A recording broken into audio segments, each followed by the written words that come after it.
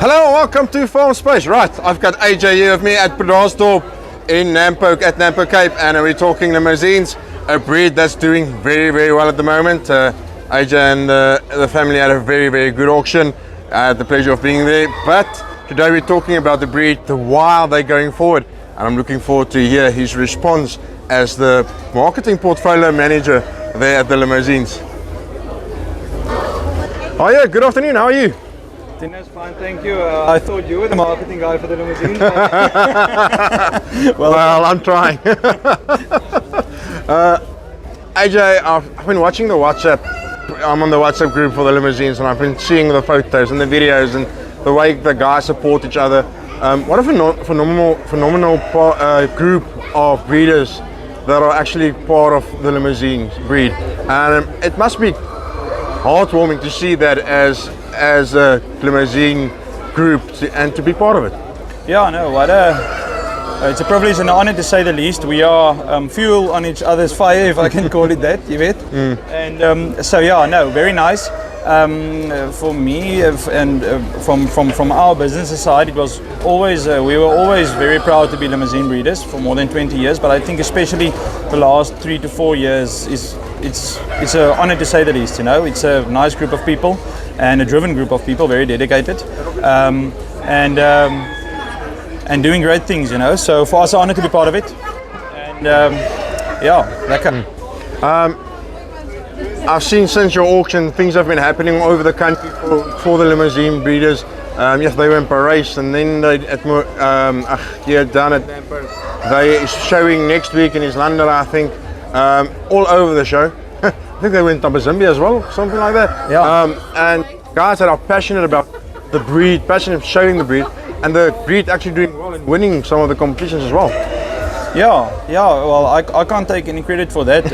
But our co-breeders didn't win some of the competitions. I think they won all of it. Okay, sorry. If I'm not mistaken, we, as a breed or industry, we did Tabazimbi show the one week, Gaborone the next week. We had auction the same week as Gaborone. We had a large majority of the Limousine community down there. The week after, I think it was show in Paris. We're doing Nampo Cape this week. There's some of us playing golf. I think you were also involved in Bloem next week, you know, with Vrystaat Landbou. The week after that, I think the Bursies is doing something in around about East London. So yeah, there's a nice full program, you know, and it's almost like a relay. Everyone is just taking the stick and the speed is picking up, you know. So it's wonderful. We feed off each other, and yeah, great, you know. Yeah. In saying that, a breed that's growing, I said earlier too, is almost like a renaissance of the breed. The breed's been in the country for quite a while, but suddenly it seems like people from the commercial level is realizing the full potential of what the breed can do and the advantages of a breed like the Limousins. Yeah, well, thank you for mentioning.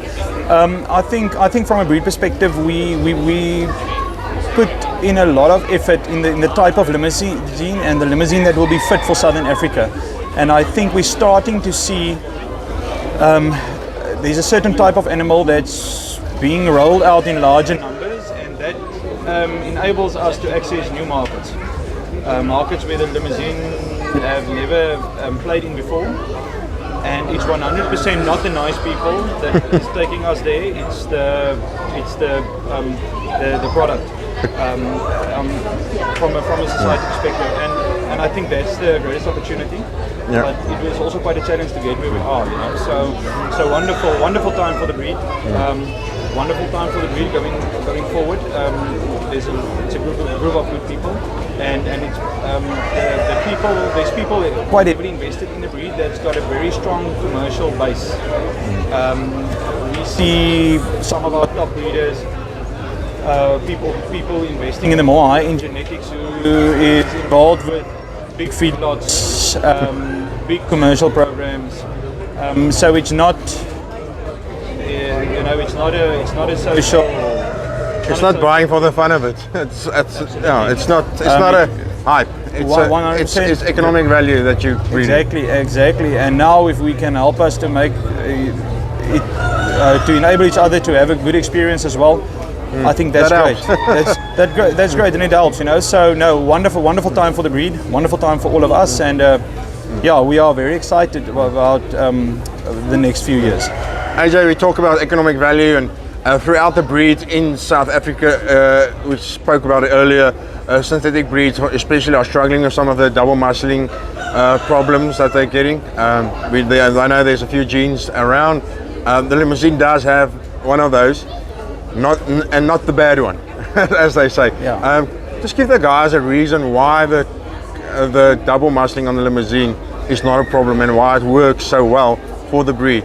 As I say, it gives you that more because of that double muscling. Yeah, no, well, that is actually much more, you know, which is also our slogan for the breed. And for us, the F94L gene, 100% the profit gene, the profit driver. I think going forward, from a breed perspective, it's already playing quite a role, but it's going to play a much larger role for us. We are so excited. I think it's the biggest opportunity. A lot of the breeds in South Africa have got problems with double muscling and myostatin mutations, and it's not the F94L one. It's the other. These two main mutations which everyone is testing against, and we see it in the marketing. You know that they are myostatin negative, etc.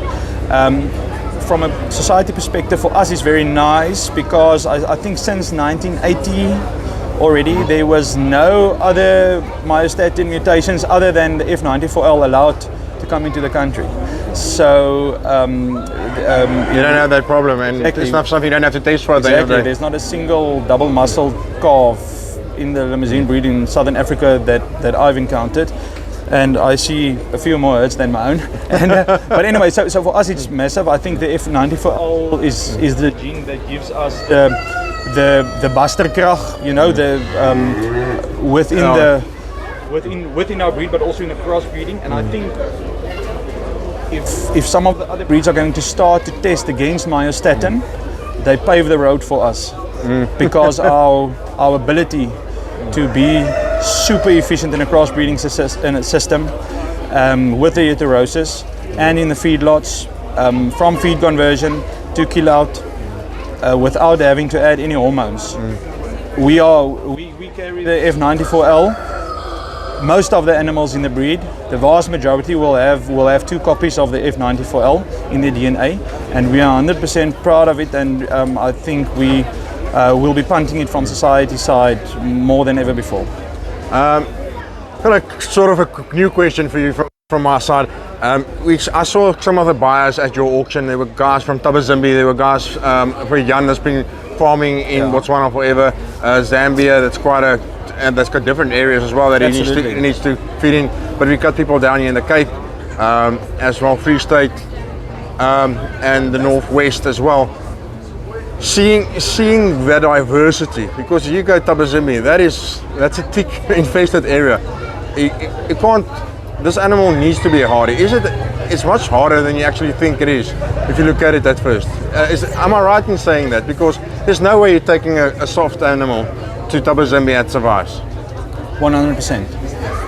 I can't agree more, and especially most of those guys, all of them, are repeated customers, not only for us but for the Limousin breed as a whole.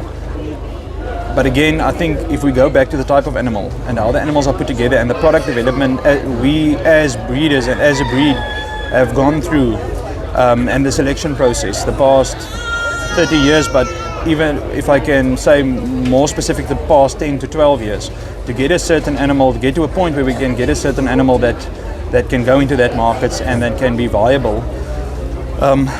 Yeah, I think that's a very good, a big opportunity for us, and that's one of the main reasons why we see the effect that we are seeing at this moment.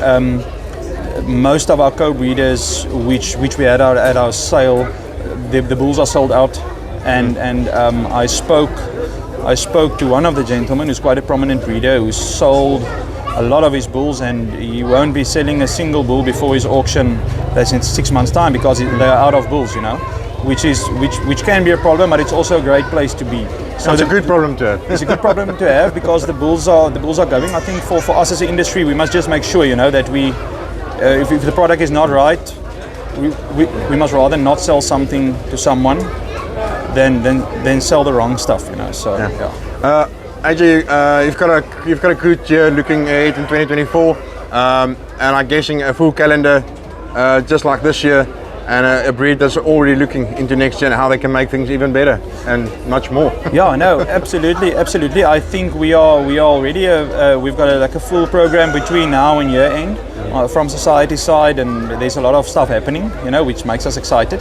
And then the new year is there's some auctions, there's shows, there's quite a bit of stuff happening. Our breed is turning 50 years old in South Africa next year, so there might be something coming from the society side, and so everything to breed for. We are very excited. Can't wait. AJ, I'm going to let you go. Thank you for talking to us, and can't see what you guys have to do next year and how things go. Thanks, Tinus. Nice to have you here with us. Always a pleasure. And I can promise you from our side, we'll probably do much more for the limousines next year. Until next time, cheers.